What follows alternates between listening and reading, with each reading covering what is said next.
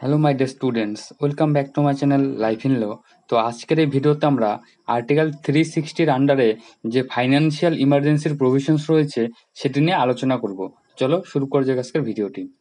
Article 360 of the Constitution provides that if the President of India is satisfied that financial stability of India or any part of India is threatened, then the President can declare financial emergency. তো article 360 বা article 360-এ বলা রয়েছে যে president যদি মনে করে যে ভারতের কোনো একটি অংশের বা সম্পূর্ণ ভারতের যে ফাইন্যান্সিয়াল স্টেবিলিটি, আর্থিক যে স্থিরতা রয়েছে সেটি যদি থ্রেটেন্ড বা সেটি যদি বিপদের সম্মুখে রয়েছে এমন যদি প্রেসিডেন্ট মনে করে, তাহলে কিন্তু প্রেসিডেন্ট ফাইন্যান্সিয়াল ইমার্জেন্সি বা আর্থিক জরুরি অবস্থা কিন্তু জারি করতে পারে। The 44th amendment of the Indian constitution provides that if the proclamation of financial emergency is not approved within 2 months of its proclamation by the both houses of parliament, then it will cease to be in operation. তো এইখানে 44th বা 44তম সংবিধান সংশোধনীর মাধ্যমে বলা হয়েছে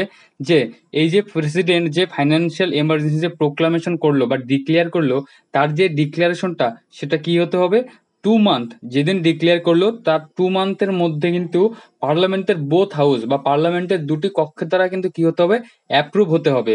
যদি approve না হয় তাহলে কিন্তু সেই প্রোক্লামেশনটা কি হবে, ভয়েড হয়ে যাবে বা ক্যান্সেল হয়ে যাবে এবং সেটি কিন্তু আর অপারেশন হবে না। That's mean the proclamation must be approve by the both houses. তো এই অ্যামেন্ডমেন্টের মাধ্যমে বলা হয়েছে যে প্রেসিডেন্ট তো প্রোক্লাম করতে পারে, কিন্তু তার প্রোক্লামেশনটা যদি অ্যাপ্রুভ না হয় তাহলে সেটা কিন্তু ভয়েড হয়ে যাবে। তাই এখানে বলা হয়েছে যদি প্রেসিডেন্ট চায় যে সেই প্রোক্লামেশনটা ভ্যালিড থাকুক বা অপারেশন হোক, তাহলে কিন্তু সেটিকে 2 মাসের মধ্যে কিন্তু বোথ হাউসের মাধ্যমে কিন্তু কি হতে হবে, পাস হতে হবে বা সম্মতি লাভ করতে হবে।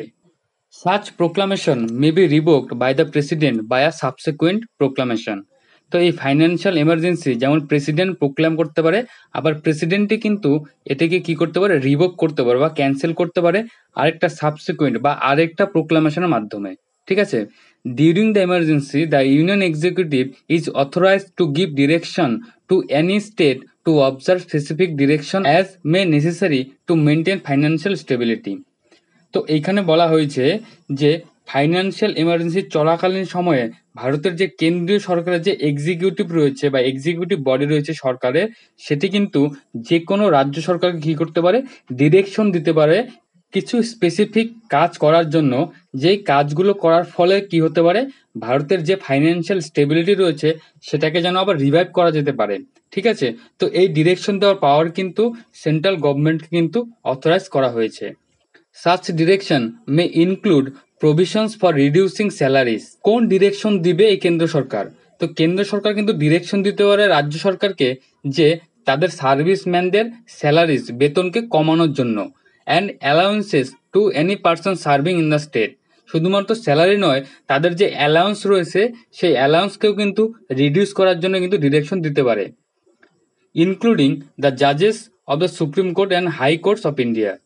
তো শুধুমাত্র সরকারি চাকরি যারা করে তাদের বেতন বা অ্যালাউন্স কমানোর জন্য নয়, সুপ্রিম কোর্ট এবং হাইকোর্টের যে জাজেস রয়েছে তাদের বেতন এবং অ্যালাউন্সকেও কিন্তু রিডিউস করার জন্য কিন্তু সেন্ট্রাল গভর্নমেন্ট স্টেট গভর্নমেন্টকে কী করতে পারে, ডিরেকশন দিতে পারে।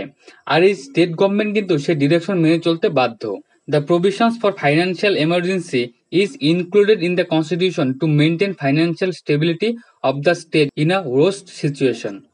তো খারাপ পরিস্থিতিতে যাতে ভারতের ফাইন্যান্সিয়াল বা আর্থিক স্থিরতাকে বজায় রাখা যায়, সেই জন্যই কিন্তু এই ফাইন্যান্সিয়াল এমার্জেন্সি যে প্রভিশন সেটা কিন্তু কনস্টিটিউশনে অ্যাড করা হয়েছিল।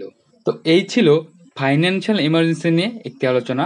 Thank you for watching this video. In next video we will discuss on another topic. শেষে আরেকটা কথা বলবো, এই চ্যানেলটি কিন্তু তোমরা সাবস্ক্রাইব করতে ভুলবে না।